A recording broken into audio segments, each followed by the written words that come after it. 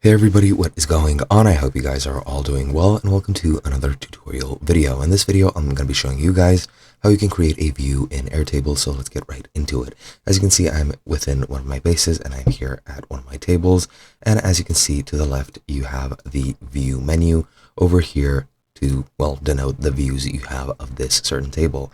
Now, I'll be playing around with this table, and you can create a view by going down here, and as you can see, you have this menu over here. If it's collapsed, just click here on create to, well, expand it, and now you can create a view of your choice. You can create a list, gallery, Kanban, calendar, grid, or form. However, you also have other views such as new section, Gantt, and timeline if you have the team version.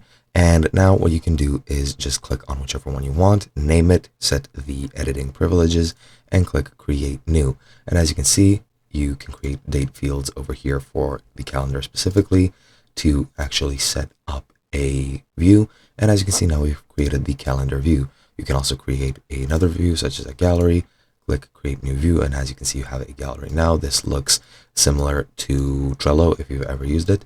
And yeah, that is basically all you have to do. It's as easy as that. You can choose whichever view you want and create it to make your life easier. And that's pretty much it. Hope you guys enjoyed, and I'll be seeing you guys in another video.